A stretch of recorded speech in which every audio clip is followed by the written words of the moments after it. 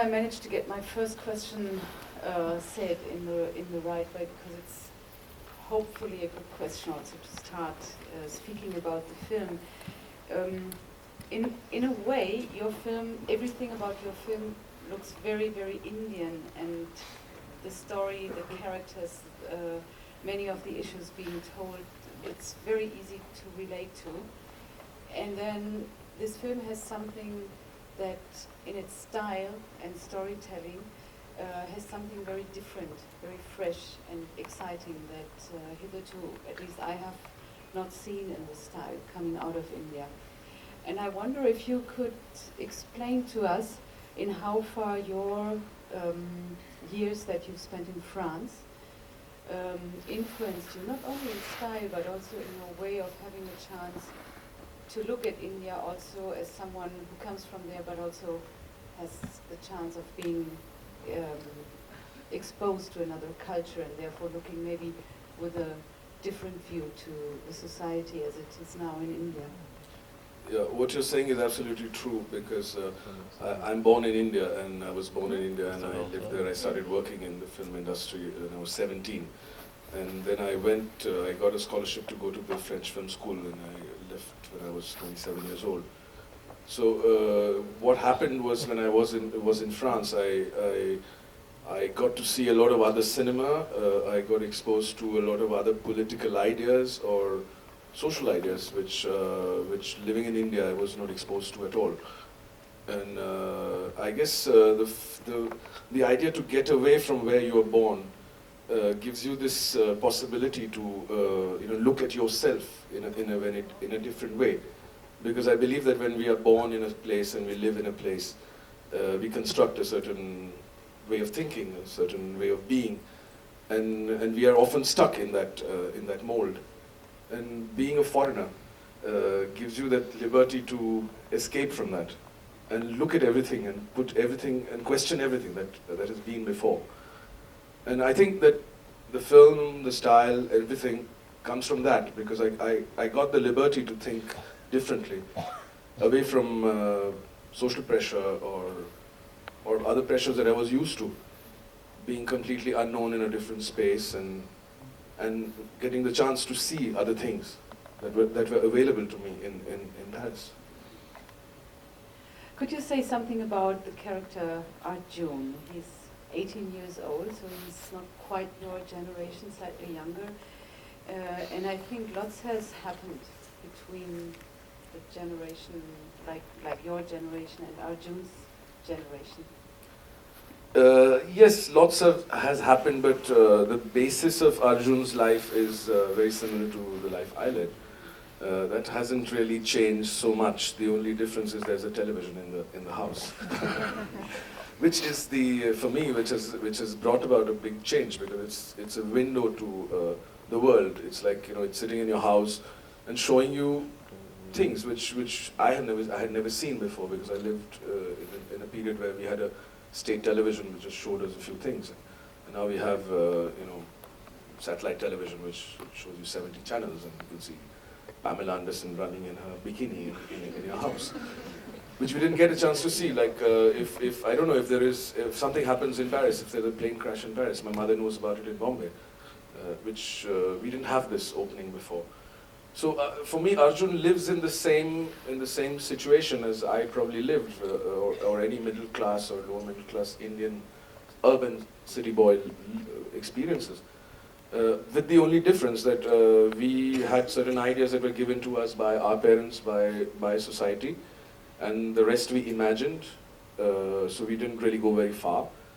But today there is this window in your house which shows you other realities, and so it becomes very confusing. So thus it's confusing for Arjun as to what should he listen to. Should he listen to his mother? Should he listen to what the world says, or should he listen to what the new information that he's getting from the television, which may not be completely a right image of what he believes it is. Lots of the coverage is coverage on the situation at the border, and that of course has changed. Yes. I mean, this tension that is like that has always been there ever since partition. I don't know if you would say that in India, in society, it's like this weird mixture of, on the one hand, making fun about it while drinking and laughing, and then it's always there, and it's a constant threat. And I don't, maybe I'm wrong, but I feel it maybe 20 years back it was perceived in a slightly different way, so it's like more of a threat maybe today even than it was then? Yes, because 20 years ago we didn't have television, so we didn't really see images as we see them today. So today the media is much more powerful, much more open, so we see a lot of stuff which comes from Indian journalists or from journalists abroad. And it is a threat, even though right now, I mean, I cross my fingers that we are going through this process of peace between India and Pakistan, and that's a great thing, and that's what a lot of people are working towards, keeping this peace, and we hope that it will really make peace, and we'll stop fighting. But it has a very thin line, and I don't know whether this I don't know whether this peace can be held for long, and I hope it will be, because there have been other attempts in the past where we opened a bus service between India and Pakistan, but after some time it sort of we went back to almost war, and so every time the person at the head of the government changes, the situation changes. And we also have in India people in power today who use this war and this hatred for political gains, and it's part of their manifesto, of their agenda and political agenda. I mean, right now we're going through a very, very critical moment, because the party, the Hinduist party in power, has dissolved the parliament, because they were expecting to lose if they waited to finish their mandate. And they've just dissolved the parliament a week ago, and they're asking for re-election, and they hope to get 2/3 majority. So it's on one hand they are working on peace, and on the other hand there are all kinds of things happening in India which don't show that they are really interested in peace. Are there questions from your side? Magst du? Gibt es Fragen?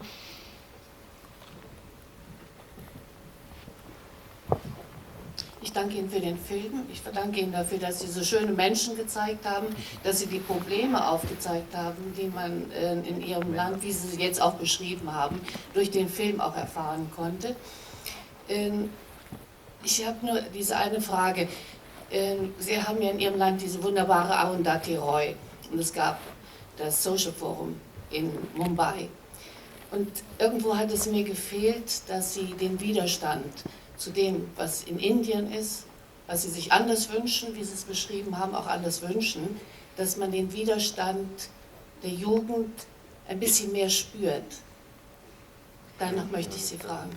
So the question, first of all, a big thank you for making this film, which is very beautiful, beautiful imagery, beautiful people, and the style she enjoyed very much. Now the lady is referring, or that's her actual question. Arundhati Roy is a big icon in this country, and there was quite some coverage in Germany on the World Social Forum that just took place in Bombay a few weeks back. And she's asking you whether this resistance exists also in Indian society against the kind of political structure you've just been referring to. Why is this not more part of your film? There is a resistance in India, and thankfully there are a lot of people working, and then I have my colleague Rakesh Sharma, who's here with the film, who is also part of that resistance, and people are working towards it. But I tried to make a film and I tried to show the popular areas of Bombay where this resistance is very, very it's a very big small minority. It hasn't really reached the people. It's not still there. Even at the World Social Forum, there was the big critique was that a lot of people said that they were alienated because there were big people there, and they were talking about big issues and which did not concern them. I was in Mumbai at that time, and I had a lot of arguments with people about this, and they feel that it's still at a very big level of big people talking about big things, and people in the popular areas still don't understand or identify with this problem. So I think there's a lot of work still to be done, and I hope that people are working and people will work, and I hope that people like the people in my film will also be conscious of this problem.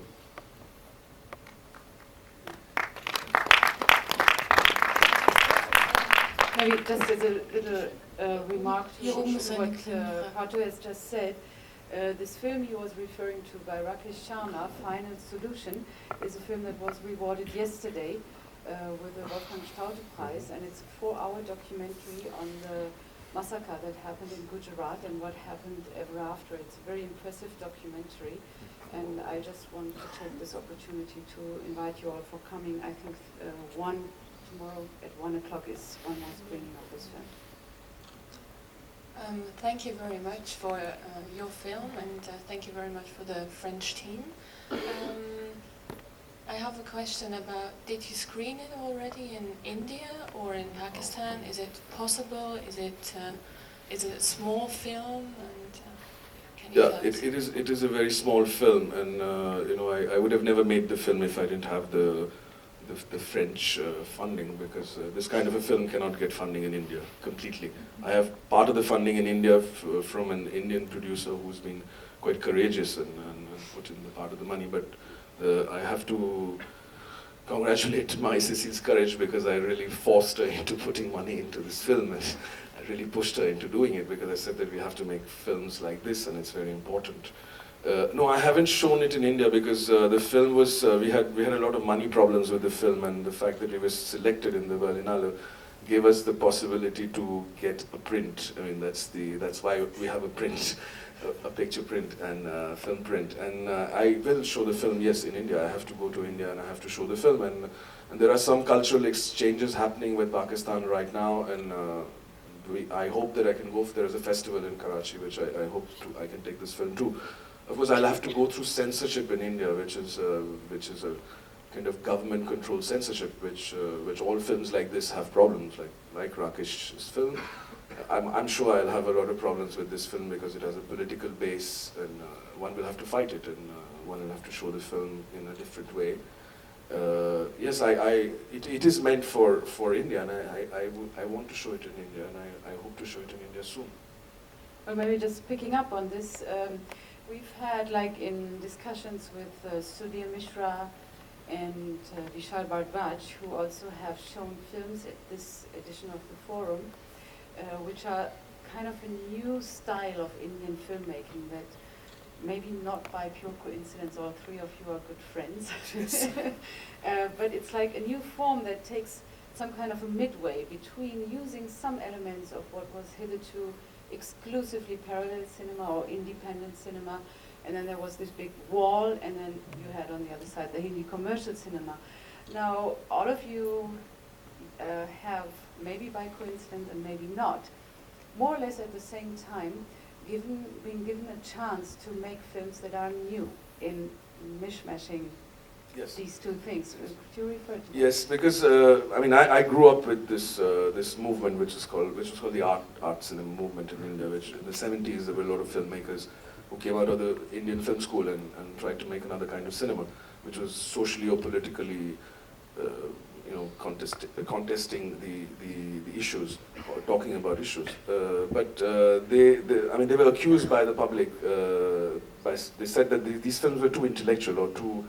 That did not communicate with the people, and so I don't know. I guess the newer generation has learned by seeing these films, and we are trying to make films which can communicate to people and not sound too intellectual or too heavy, and be simpler and yet talk about certain issues that we want to talk about. And I think there's a conscious attempt with all the younger filmmakers now, the newer filmmakers now, who make these kind of films, who are trying to make a film which has a simpler narration, and which we have a lot of problems with that, because on the other side it doesn't work with the distributors, and they feel that they're too simple, these films, and there should be more style and more, but then it's a catch.